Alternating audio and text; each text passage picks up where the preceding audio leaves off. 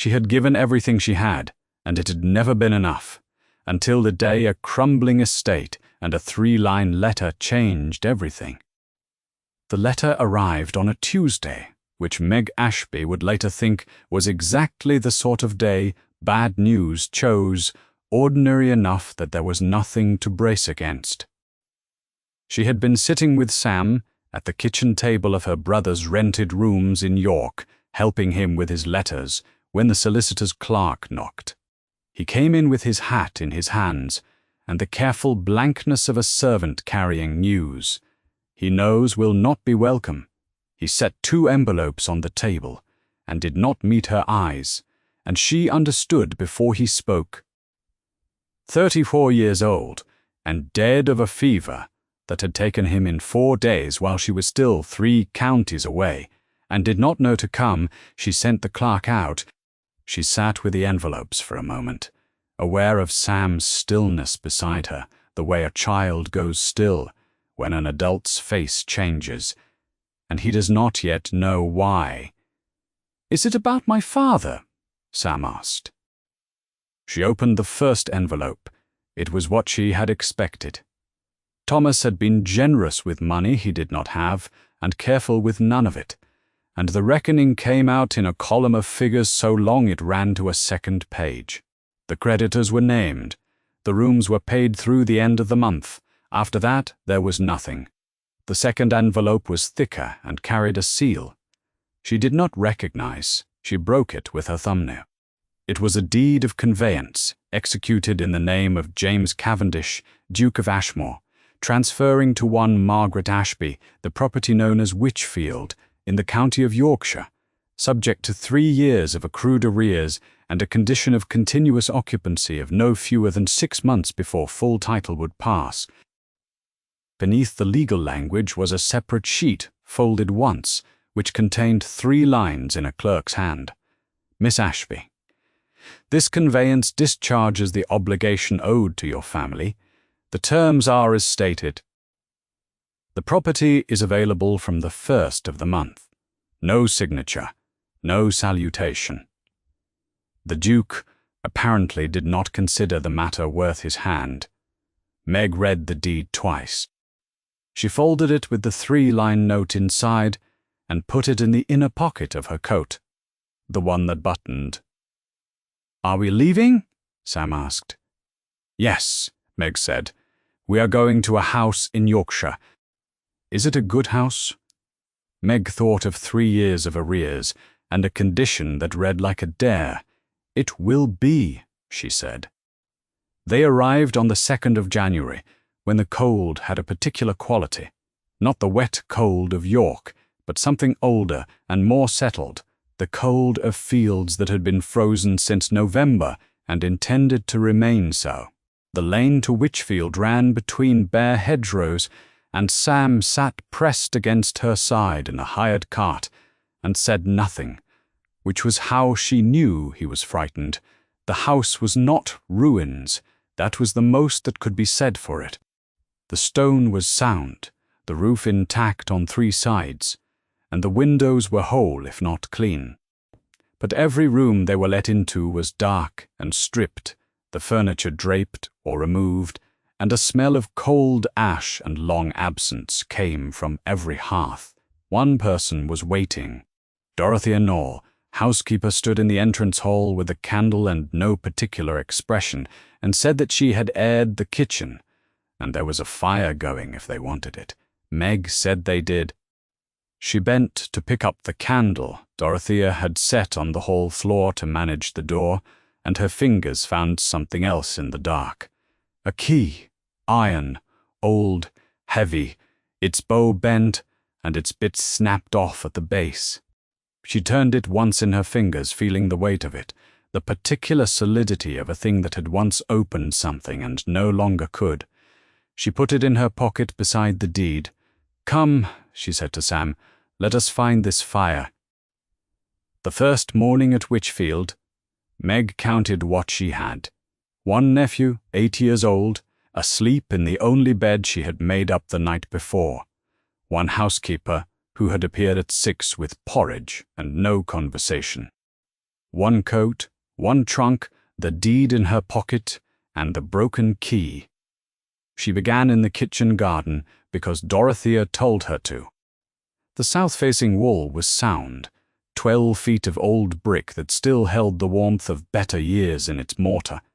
The frames were rotted, the beds choked, but the soil beneath was good. Meg crouched and took a handful and felt it crumble correctly between her fingers. That was something. She wrote it down. She spent 4 days walking every room, every field boundary, every tenant path.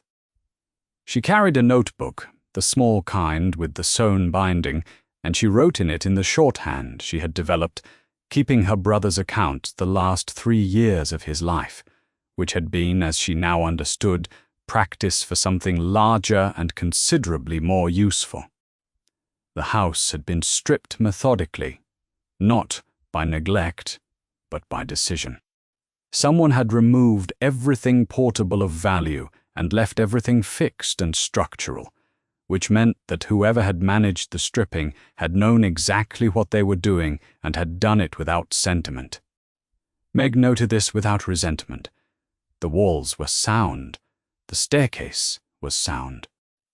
The kitchen range wanted a part that could be sourced in the market town for less than 2 shillings, and Dorothea had been managing without it for 2 winters. Which said something about Dorothea that Meg filed away as important. The tenant cottages were a different matter. Pruitt's ledger recorded 4 cottages with arrears running back 14 months, all noted as uncollectible, the tenants listed as unreliable or departed. Meg walked to the first cottage on the second day and found it occupied by a family of 5 who had been paying their rent in kind to Dorothea since Pruitt had stopped collecting, because they had nowhere else to go, and Dorothea had accepted eggs and labor rather than see them turned out. "Has anyone told Mr. Pruitt this?" Meg asked. Dorothea looked at her, with the expression of a woman who has survived several employers. "Mr. Pruitt has not visited the estate in 11 months. Meg went back to her notebook and opened Pruitt's ledger beside it. She worked through the figures twice. The arrears he had recorded did not match the payments the tenants could account for. It was not a large discrepancy. It was a careful one. She started a new column in the notebook and began again from the beginning. Sam found her at the kitchen table on the 3rd evening, surrounded by paper. The candle burned low. "Why is the east wing locked?" he asked. He had been exploring, apparently, in the methodical way of a child who treats an unfamiliar house as a problem to be mapped. "I don't have the right key yet," Meg said. Sam considered this. He looked at the broken key she had set at the corner of the table when she emptied her pockets. "Is that the wrong one?" "Yes." He accepted this as the complete answer it was and went to find Dorothea. By the end of the first week, Meg had written to 2 of the 4 tenants directly. She had bypassed Pruitt without announcement and without apology, on the grounds that a solicitor who had not visited in 11 months had no standing to object to her correspondence.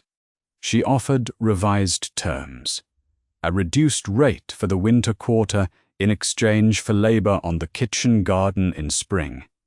Both letters came back within 4 days. Both agreed. She set the 2 replies in the notebook and closed it. The estate was cold. The house was quiet. The east wing was locked, and the key that should have opened it was broken, and there was a column of figures in Pruitt's ledger that did not add up in any honest direction. But the south wall was sound, the soil was good.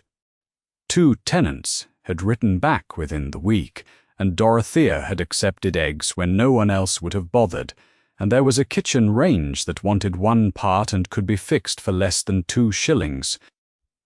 Meg blew out the candle and went to bed.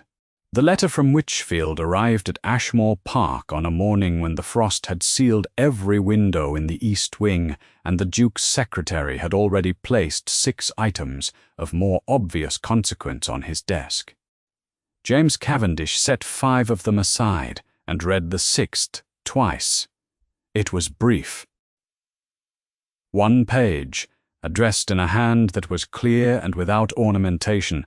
The letters formed with the economy of someone who had learned to write for use rather than impression. Miss Ashby noted she had taken occupancy on the 2nd of January.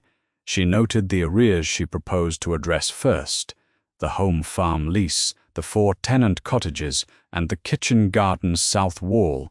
She noted that she had found a discrepancy in Mr. Pruitt's accounts and was correcting it. She did not ask for his guidance. She did not thank him. She did not explain herself. The Duke read it twice and put it face down on the desk. He had expected silence or a request. Most people, given a property in that condition, sent for money or sent for lawyers. Miss Ashby had sent a list. He told himself it was nothing, a woman making the best of a difficult situation. It would resolve itself by spring. It always did. 3 days later, Lady Harriet arrived, without warning, which was the only way his aunt had ever arrived anywhere in her 71 years on this earth. She came in from the cold with the particular energy of a woman who has seen something interesting and intends to be the one to name it. She accepted tea. She sat in the chair nearest the fire, which was also the best chair in the room, and she said nothing about Wychfield for 20 minutes. "I hear you have given away the Wychfield property," she said when the Duke was not braced for it. "Transferred it. The distinction matters legally. To a young woman with a child, and no money and no connection to speak of. The connection is to her family. I discharging an obligation." "Yes," Lady Harriet said pleasantly. "I know what you told yourself." She set her cup down with the precision of a woman who has made a point and knows it landed. "I called at the village on my way. Everyone is talking about her. It appears she walked every field boundary in the first week and wrote to the tenants directly." The Duke said nothing. "Pruitt is furious," Lady Harriet added. "That is generally a reliable sign that someone has done something sensible." She left before dinner, having offered no advice and asked for none, which was how he knew she had said everything she intended to say. Pruitt rode to Wychfield 4 days after that, which Meg learned about from Dorothea half an hour before he arrived. She had time to put the kettle on. She received him in the stripped parlor, the one with the uncovered floor and the single table she had moved in from another room. She poured the tea herself, set a cup at his side of the table, and placed her corrected ledger open between them without a word. Pruitt was a compact man with an aggrieved quality about the set of his mouth, as though the world had been persistently failing to appreciate him. He looked at the ledger, he looked at Meg. "The arrears, as recorded, do not account for in-kind payments received by the housekeeper across the past 2 winters," Meg said. Her voice was level. She did not lean forward. "I have the figures on the left page. The tenants' accounts are on the right." Pruitt spoke for some time about the limits of her authority and the conditions of the deed and what the Duke had or had not intended. Meg listened. She did not interrupt. She refilled his cup once. He left with nothing gained and did not take the tea. After he was gone, Dorothea came in to clear the cups and said, "He'll go to the Duke." "He may," Meg said. "You are not troubled by that." Meg looked at the ledger, still open on the table. The figures were correct. She had checked them 4 times. "He may go where he likes," she said. She closed the ledger. "The numbers are what they are." She noted Pruitt's visit in her diary that evening as a single line. Mr. P. called. Showed him the accounts. He had no comment of substance. She closed the diary. Outside, the frost had settled in again, and the house was quiet, and Wychfield went on. The frost broke in the 3rd week of March. Meg knew it by the sound more than the sight. The eaves stopped dripping at the same hour each morning and started dripping at a different one, and the silence in the kitchen garden shifted from the hard silence of frozen ground to something looser, more willing. She had the Croft family's address from Dorothea, who knew everything worth knowing about the estate's remaining tenants and shared the information without being asked, in the way of a woman who has decided to be useful and intends to follow through. The Crofts had worked the home farm for 2 full seasons without any formal arrangement, because the previous arrangement had collapsed when the Duke's man stopped coming and no one had replaced it with anything. They had kept on because the land wanted working, and they knew how to work it. Meg wrote to them on a Monday and laid out terms, a fair lease, a rent set below what Pruitt had recorded as owed, but above what the land could honestly bear in its current state, with a review clause at 18 months. She wrote the review clause herself from memory of leases she had read in her brother's papers, and she was reasonably sure it would hold. The Crofts came to Wychfield on Wednesday. John Croft was a broad, quiet man who looked at things rather than speaking about them. His wife Eleanor spoke for them both, which suited everyone. She read the lease at the kitchen table with the attention of a person who has learned that paper matters, and that the gap between what a person says and what they have written down is precisely where trouble lives. "The review clause," Eleanor Croft said, setting one finger on the page. 18 months. "If the harvest is poor, you may petition to adjust the rate downward," Meg said. "The clause runs both directions." Eleanor Croft looked at her husband. He nodded once. She signed. They were back to work by Thursday.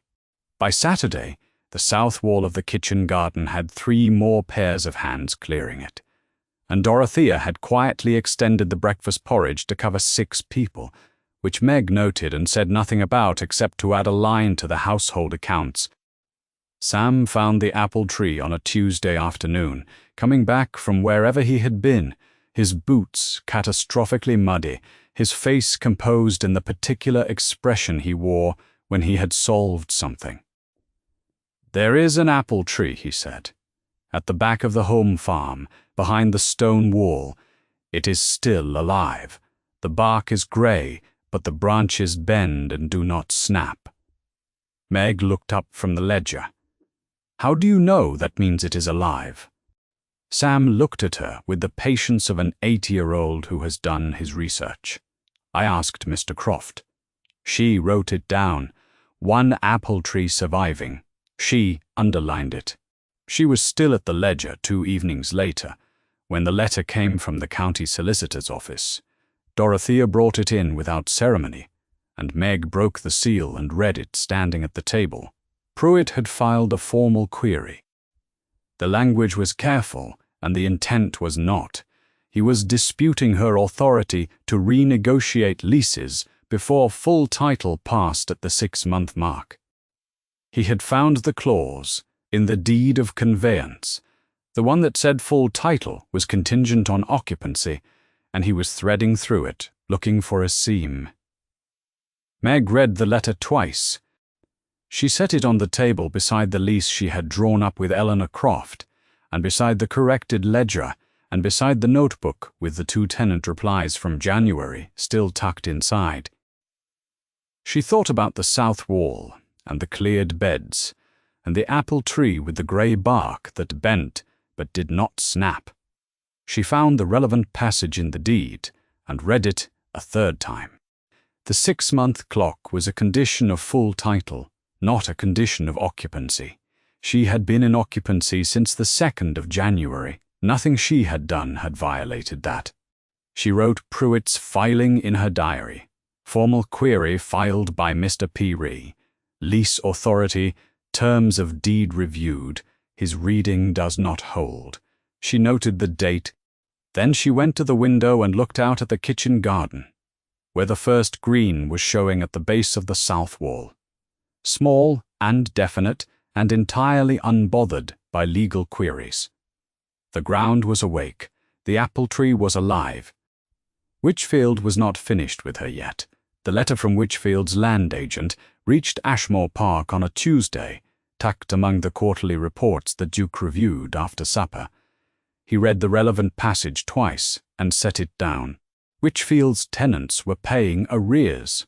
Not all of them, but 3 of the 4 cottage holdings and the home farm lease were settled at a new figure that was lower than what Pruitt had recorded as owed, and higher than the land could honestly bear in its exhausted state. The agent had noted this without apparent opinion. The Duke had a sufficient opinion for both of them. He dismissed it, a temporary arrangement. The woman was industrious and it would come to nothing. And the occupancy clock was running, and by July the question would resolve itself one way or another. Lady Harriet arrived the following morning with her travelling bag and her opinion of his study curtains. In that order, she did not ask about Wychfield for 3 hours. "The arrears from the Wychfield home farm," she said at last, pouring her own second cup without waiting to be offered. "Mr. Croft's payment alone was £47. Had you seen the figure?" The Duke had not. His land agent had mentioned it in general terms. £47, Lady Harriet said again pleasantly, as though she were reading the weather, which your man had written off as unrecoverable in October. "She has renegotiated the leases. It will not last, James." She set the cup down. "The Crofts have worked that land without a lease for 2 full seasons and never left it. They do not need better terms." They needed someone to put the terms on paper and mean them. She looked at him with the look she had been giving him since he was 9 years old, the one that made him feel he had come to an examination unprepared. She put them on paper. The Duke said nothing. His aunt gathered her shawl, which meant she was satisfied. "There is also the matter of Pruitt," she said at the door. "He has filed something with the county solicitor, a reversion claim. I should read it, if I were you." She was not him, and she knew it, and she left him to read it. The quarter-day assembly in the village hall fell on the 24th of June, which was a Thursday, and warm enough that the hall doors stood open to the yard. The Duke was not in attendance. Pruitt was. He had called for the tenants and 2 county men and a justice of the peace, and he had arranged his account books on the hall table with the confidence of a man who has never had his account books questioned where anyone could see. Meg arrived with Sam behind her and Dorothea at her elbow, and she carried the corrected ledger and the original receipts in a leather satchel that had belonged to her brother, and she set them on the table beside Pruitt's books without particular ceremony. She read the discrepancies aloud. Entry by entry, figure by figure, Pruitt's recorded sums against the receipts the tenants themselves had signed and kept. She did not raise her voice. She did not look at Pruitt. One of the county men asked to examine the receipts himself. Meg handed them across without comment. The second county man leaned over the first man's shoulder and said nothing for a long moment, and then said very quietly, "These match." Pruitt spoke. He spoke at length about conditions and authority and the limits of a woman's understanding of estate law. The room listened. The room was not persuaded. Meg refilled nothing and interrupted nothing and waited. By the time he reached the end of his argument, the justice of the peace had the ledger open across his knees and was reading it with the focused expression of a man who has stopped listening to words and started listening to numbers.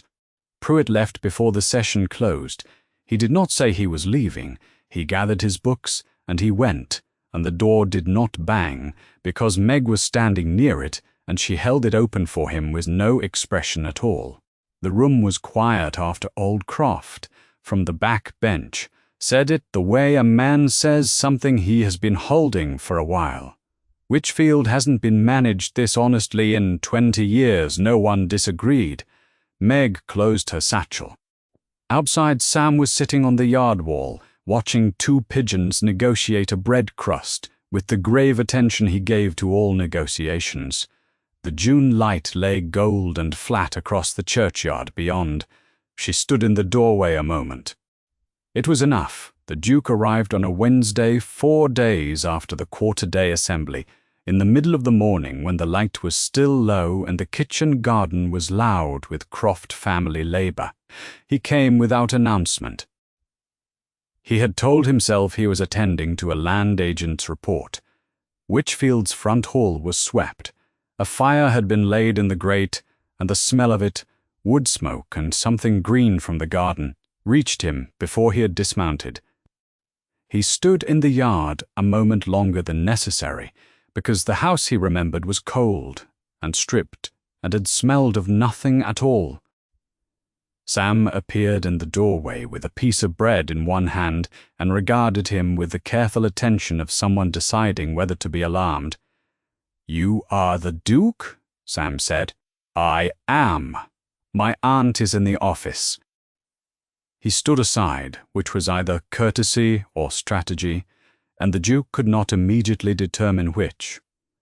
The estate office was at the back of the ground floor, facing the kitchen garden.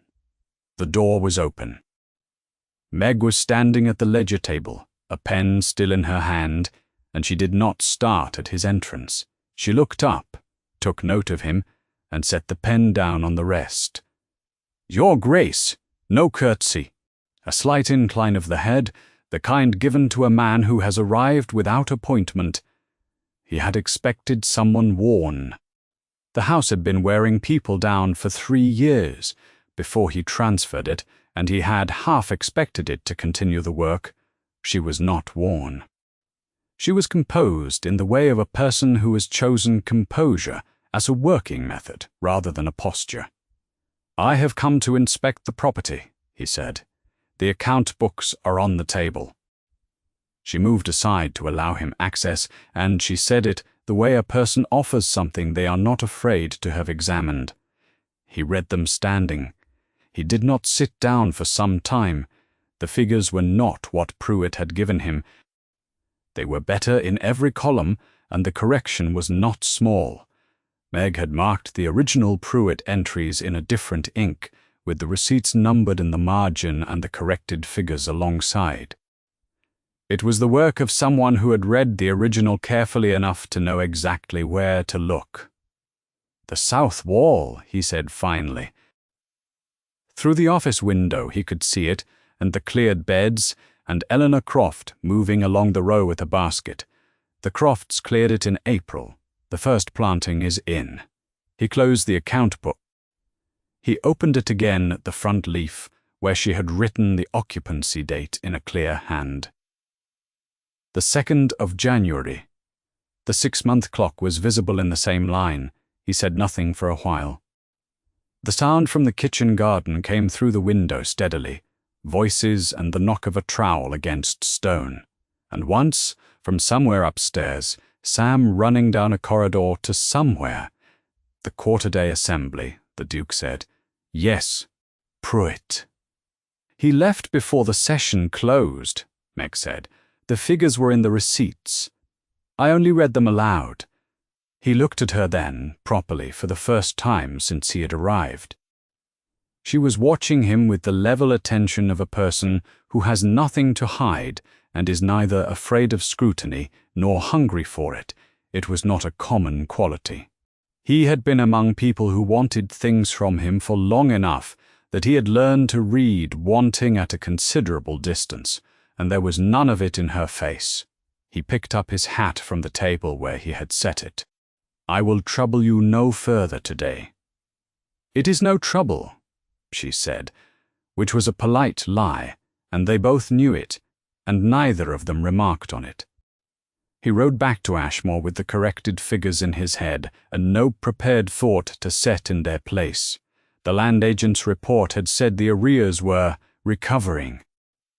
The land agent had not said what it looked like to walk into a room and find a woman standing at a table with a pen in her hand and the ledger open and the kitchen garden growing behind her, as though it had simply been waiting for someone to ask it to. He had asked a question today without meaning to. He was not yet sure what it was. Lady Harriet Cavendish arrived at Wychfield on a Saturday morning in mid-July, 3 days after the Duke's departure. In a hired chaise, she had packed herself with 2 portmanteaux, a tin of her own tea, and an opinion she had been forming since February. Dorothea received her at the door with the expression of a woman who recognizes quality and is not surprised by it. Lady Harriet received Dorothea with the expression of a woman who recognizes a good housekeeper and is not surprised by that either. "The parlour," Lady Harriet said, setting her hat on the hall table without being invited to. "Considerably better than I expected." Meg came down from the east landing and found her there, examining the repaired window frame with one gloved finger. "Lady Harriet." Meg did not perform surprise. She had been half expecting something of the sort since the Duke's visit, though she could not have said why. "Miss Ashby." Lady Harriet turned and looked at her with the frank appraising attention of a woman who has already decided and merely wants the detail confirmed. "You are less frightened than I anticipated. That is well. Sit down. I have questions."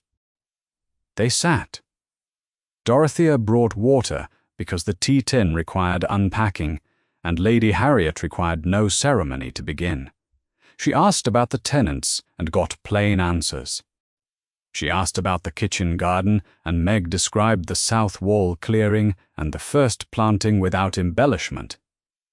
She asked about Pruitt, and Meg told her the quarter-day assembly in 6 sentences, which was all it required. Lady Harriet listened with the quality of attention that requires nothing. "Added the corrected ledger," Lady Harriet said.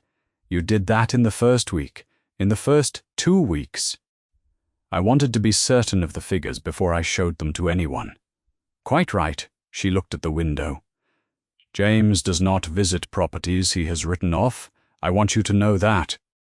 Meg said, "I am aware he came to inspect the land agent's report." "He came," Lady Harriet said, "because the land agent's report surprised him. James is not easily surprised." She picked up her cup. "I am telling you this because I am too old to be indirect and too comfortable to care whether it is welcome." Meg filed the information the way she filed. All information that required thinking about later. She said, "The estate occupancy condition runs to July. I have 6 weeks." "I am aware of the condition," Lady Harriet said, and left it there. Sam appeared in the doorway at that moment with the gravity of a person who has heard biscuits mentioned and is prepared to negotiate. Lady Harriet looked at him. Sam looked at Lady Harriet. "There are 2 left," he said. "I see 3, said Lady Harriet, without looking at the plate. Sam considered this. "1 of them is broken. Then there are 2 and a half. I will take the half." He brought the plate over with the careful transport of someone who has calculated the terms and found them acceptable. Lady Harriet took the broken piece and ate it with complete dignity, and did not offer the rest back. Sam took the remaining 2 and retreated to the window seat with the settled air of a man who has concluded a fair exchange. Lady Harriet watched him go. Something shifted briefly in her face and settled again. "He is worth his keep," she said to Meg, quietly. "I thought you should hear that from someone." Meg looked at the window. The kitchen garden was visible beyond it, the south wall catching the afternoon light. "Yes," she said. Lady Harriet departed before supper, on the grounds that she had a letter to write and preferred her own writing table. She pressed Meg's hand at the door with a grip that was not gentle and did not intend to be. 6 weeks, she said, which was not a warning and was not encouragement and was both. She wrote to the Duke that evening. The letter was short. It said that Wychfield was in better order than any property he owned, and that Miss Ashby had answered every question plainly and had not once asked for anything, and that in his aunt's considered opinion, that was a rarer quality than he appeared to understand. It ended with a single line. "Have you considered, James, that the question you came away asking yourself might already have an answer?" He did not reply for 6 days. The invitation did not arrive. Meg noticed its absence the way she noticed most things at Witchfield, practically without drama, and with a clear assessment of what it meant. Mrs. Mitchler. Vane had organized the autumn harvest assembly at Renwick Cross, and every house of standing in the county had received a card. The Crofts had mentioned it in passing. Dorothea had said nothing, which was its own kind of comment. Meg set Sam's breakfast on the table and decided she would attend anyway. Eleanor Croft called for her on the Thursday evening in a cart that smelled of turned earth and late apples, with John Croft's eldest driving and old Matthew Briggs from the north, sitting behind with his hat in his hands. They had not discussed this arrangement in advance. Eleanor simply arrived and said there was room, and looked at Meg in the way that made discussion unnecessary. The assembly room at the Renwick Cross Hall was warm and bright and full when they arrived. Meg walked in on Eleanor's arm, with Matthew Briggs at her other side, and the room arranged itself around them in the way rooms do, conversation continuing, gazes sliding across, one or two people turning back to what they had been saying a moment too slowly. Mrs. Vane was at the far end, in green silk, and she saw Meg at once. She crossed the room with the ease of a woman who expected crowds to part for her, and they did, Miss Ashby. The tone was a thing of precision, warm enough to be civil, cool enough to be a verdict. "I had not expected you this evening." "No," Meg said pleasantly. "I imagine not. We are so glad Witchfield has been put to use again, Mrs." Vane looked from Meg to Eleanor Croft, taking in the arrangement with a smile that did not require warmth to function. "Though I understand these things can be rather delicate. Temporary arrangements and so forth. The legal position is recorded in the county court office," Meg said, "if anyone wishes to confirm it. Of course," Mrs. Vane let a small silence sit. "One does hope these efforts hold." James Croft, Eleanor's eldest, was standing just behind his mother. He had attended the quarter-day assembly. He said, with the quiet precision of a man who has run numbers for a season and found them interesting, "Witchfield's arrears are cleared to midsummer. Kitchen garden supplied 17 households through September." He paused. "That is not what a failing arrangement looks like." The woman beside Mrs. Vane turned slightly toward James Croft. One of the men at the edge of the conversation found something to examine in his cider. Matthew Briggs said from behind Meg's left shoulder, "Best managed land between here and Ashmere since I was a boy, and I am not a young man." Mrs. Vane's smile had not moved. It had, however, stopped doing work. "Tenants who speak for their landlord. We speak for the land," Eleanor said. "It is ours to work. We know what it costs and what it yields." Mrs. Vane had no receipts. Meg had not offered any cruelty. The conversation had no natural wound to press, and after a moment it simply closed, the way water closes over a thing dropped into it, and two people drifted toward the cider table, and one woman found something urgent to say to her companion, and the room moved on. Meg stood with Eleanor's arm through hers and watched it go. Across the room, the Duke of Ashmore set down a glass he had not drunk from and did not look away.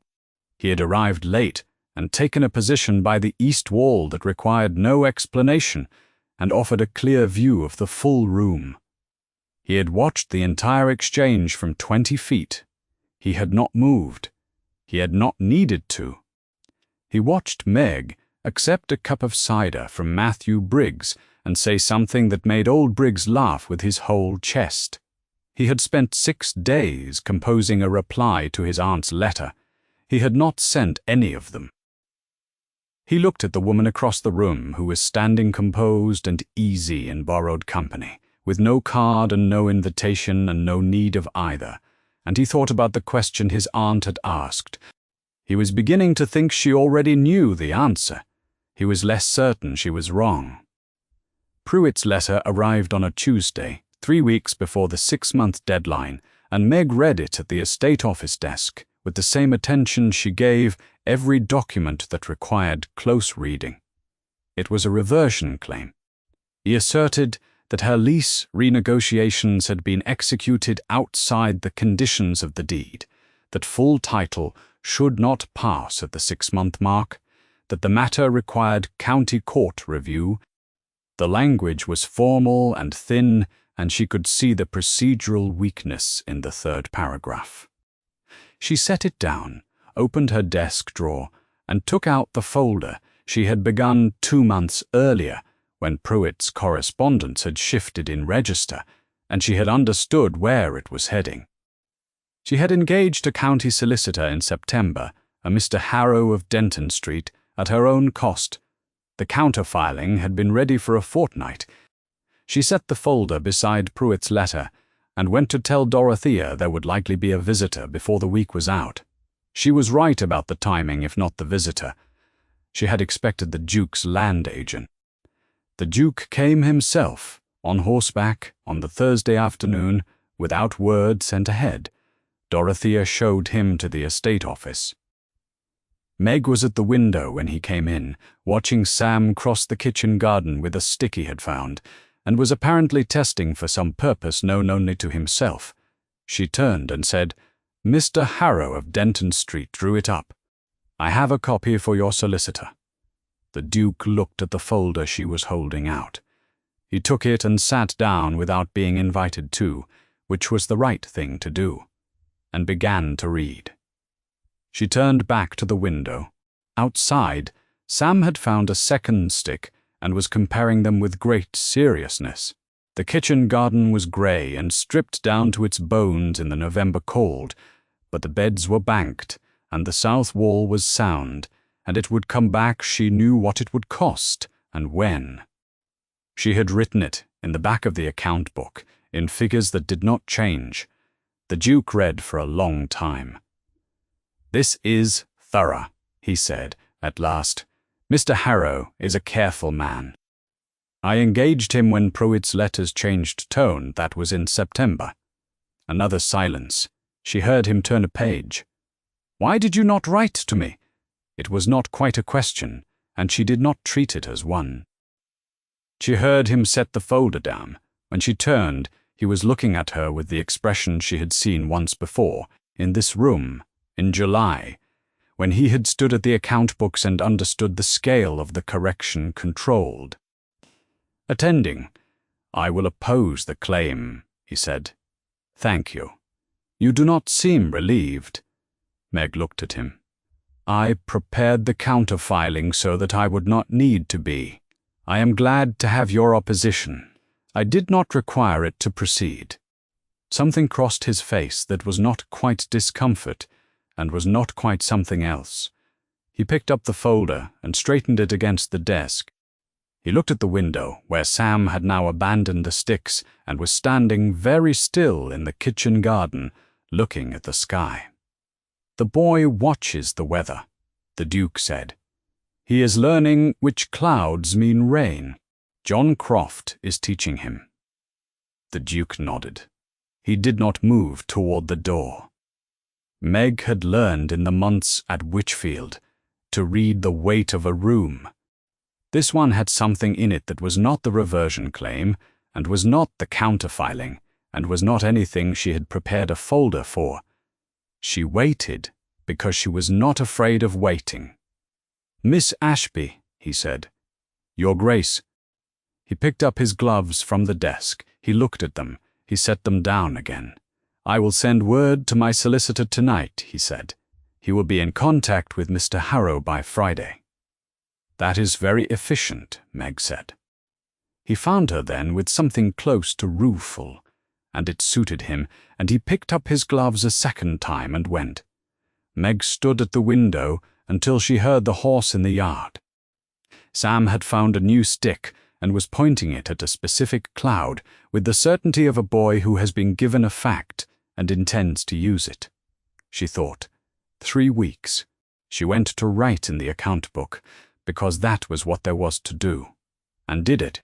The 3 days between the court's dismissal of Pruitt's claim and the arrival of the formal deed were the quietest days Witchfield had seen since January. Meg received the document on a Thursday morning, a clean transfer on county paper with the clerk's stamp in the lower left corner. She read it once. She set it on the desk beside the corrected account book and the folder with Mr. Stesh. Harrow's counterfiling, and she sat for a moment with her hands flat on the surface of the desk and said nothing because there was nothing that needed saying. Then she went to find Dorothea and told her the title had passed.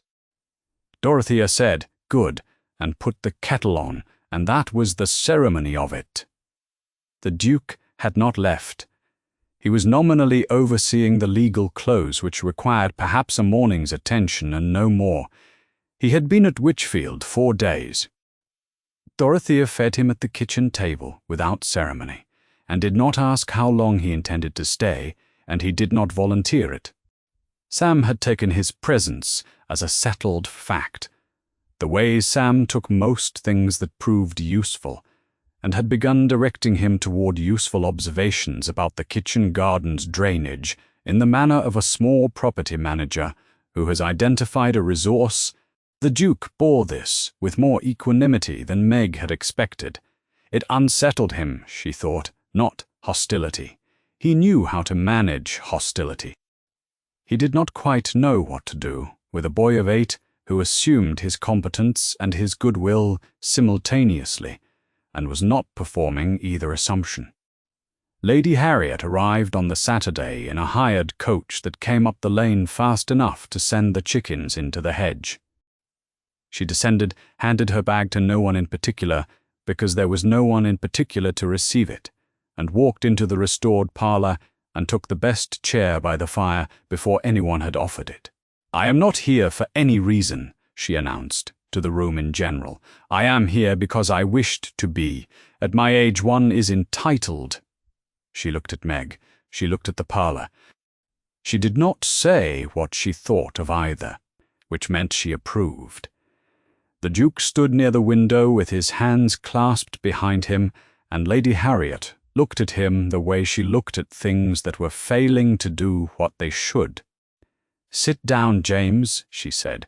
"You are creating a draught." He sat. That evening, after supper, the Duke went out to the kitchen garden alone. Meg saw him from the upstairs landing, crossing the yard in the early dark with no coat and his hands in his pockets, moving slowly along the south wall where the banked beds ran in pale lines under the last of the light.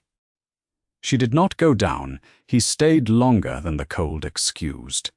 She watched him stop at the corner where Sam had showed him the drainage run that morning, and stand there and look at the house.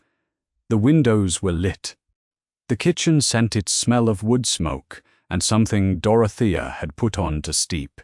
From Sam's room above the hall came the sound of a book, dropped, and then quiet, and then the sound of it being retrieved. Witchfield was not silent anymore. Meg understood, standing on the landing with her hand on the banister, that the Duke was hearing it. That he had come back twice now to a property he had given away in order to be rid of an obligation, and he had found something there that was not what he had calculated, and he was standing in the dark kitchen garden in November without a coat, working out what to do with that. She felt something she did not examine closely. She went back to her room and opened the account book to the figures for the East Wing repair, and read down the column until the numbers steadied her. The deed was on the desk. Witchfield was hers. She turned the page and wrote the date. The morning was cold and still. The sky, the pale grey of scraped bone and frost, had come in the night and stayed. Meg found the iron key on the estate office desk, where she had set it 2 days earlier after the locksmith from Brentham had returned. It fitted with a new pin, She picked it up. It was heavier than the broken one had been, or perhaps that was only the difference between a thing that worked and a thing that did not. She had asked the Duke to be present, not for sentiment. The deed named him as legal witness to the original conveyance, and his presence at the opening of the final locked structure was a practical courtesy, nothing more. She had written it in exactly those words in the note she had sent to his room that morning. He was waiting in the hall when she came down, Lady Harriet behind him in her good wool coat, and an expression of complete innocence that did not deceive anyone. "I am here for no reason," Lady Harriet said. "Evidently," Meg said, and led them down the passage. The east wing door was at the end of the back corridor, past the linen room and the small storeroom that still smelled faintly of vinegar. But the Duke fell into step beside Meg without positioning it as anything. Sam appeared from the direction of the kitchen and attached himself to the party without being invited and without looking at anyone to see if he should. The key turned smoothly. That was the work of the new pin and the locksmith's patience and Meg's 2 shillings.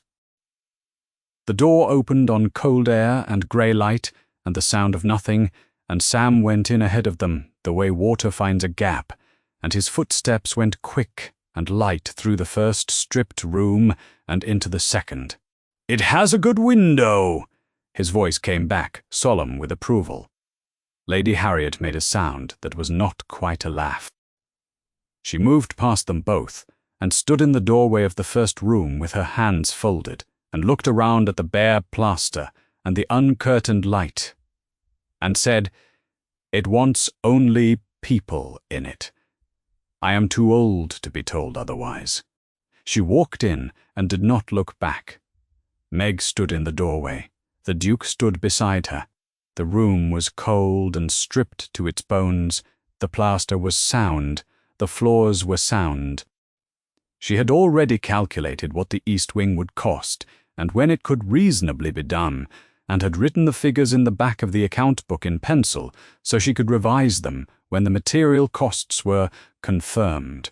"I did not expect it to be standing," the Duke said. He was not speaking to the room. He was looking at it, but he was speaking to her. Meg waited. "I did not expect the house to be standing," he said. "I did not expect the accounts.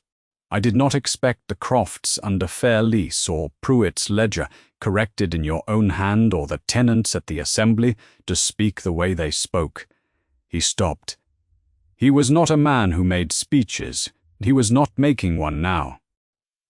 He was saying a thing plainly that he had not yet said.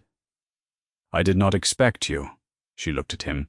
"I did not do it for you," she said. "I know." He turned then and looked at her with the same attending expression she had seen in July, and again in November, steady and without deflection. "That is the thing I could not stop thinking about." The iron key was still in her hand. She was aware of it, the weight of the new pin, the cold of it, the fact that it had opened the door. Neither of them moved. From the inner room, Sam announced that there was also a second window, and that it faced south, which was the useful direction, and Lady Harriet replied that he was quite right, and would he come and confirm the light? The Duke did not look away. Meg did not either. The distance between them was different than it had been. They were married 3 weeks later, on a Tuesday in the first frost of November, in the village church at Wychfield Cross, with no guests beyond those who had earned the right to stand there. Dorothea came in her good grey wool and stood very straight. The Crofts came. Eleanor in a brown coat that had been turned once and was the better for it, John with his hat in both hands. Sam stood beside Meg and considered the proceedings with the expression of a boy who has negotiated his own terms that morning and is prepared to observe whether the other parties will honour them. The Duke had asked him the night before what he required. Sam had given it some thought. He said he required to keep the apple tree and to be consulted about the drainage. The Duke had said he considered both entirely reasonable. Sam had nodded once, satisfied, and gone to bed. Mrs. Vane sent a correct note of congratulation on cream paper the following Thursday. The handwriting was neat. Meg set it on the desk, wrote a correct reply, and sent it by the post the same afternoon. No one discussed it further. The epilogue belongs to 18 months on. It was the second week of December, and Witchfield was fully itself. Fire in every room that wanted one. The kitchen garden put to bed under a good mulch, the beds planned out on paper for spring, the south wall still holding. Sam's boots at the kitchen door crusted at the toe because he had been checking the drainage with a stick before breakfast, which was not precisely what the Duke had meant when he said Sam could be consulted about the drainage, but was, by any fair measure, within the spirit of the arrangement. Sam's voice came from somewhere above the hall. He was explaining something to Dorothea with considerable precision. Dorothea's response was a short word that did not discourage him. The iron key hung on a nail above the kitchen hearth, bright from use, the new pin worn, smooth in its socket. Meg passed it every morning on her way to the office. She did not stop to look at it. Some things carry their own meaning and do not require acknowledgement to hold it. The Duke had noticed this. He had said nothing. There were things in this house that had been settled before him, and he had learned to understand that this was not diminishment, but a different kind of invitation to enter something already alive, to be trusted with it. He found her in the estate office, at the ledger, as he had first found her in July. She was working by the window light with the account book open and a second sheet of figures beside it, penciled entries running to the bottom of the page. She did not look up immediately. This was not discourtesy. It was the same composure that had received him in July and in November and at every point between. The work was the work, and it did not stop being the work because he had come into the room. He set 2 cups on the edge of the desk, which was all the space the account books allowed, and waited. She looked up. The books were between them. Neither of them mistook that for distance. "The East Wing glazier comes Monday," she said. "I know." I moved the figure from the penciled column. "I saw." She looked at him a moment. This composed woman with her pen still held, and the morning light coming in level across the desk between them, and something shifted in her face, the way frost shifts on glass when the room warms, very slight, entirely real. "Good," she said, and turned the page. "And if you have ever been given something you did not ask for, and made it into something the giver never imagined, you will know what that turned page meant. And if you have ever looked up from your work and found someone who is not watching you for what they can take, but simply watching because you are worth the watching, you will not need me to explain this ending. This is what it is to be seen. If this story stayed with you, come and sit by the fire a little longer. There is always something on, and the door is always open. Leave a word in the comments if a line found you where you needed it. And until next time, good night, and be kind to the quiet ones who are already doing the work. You never quite know what they are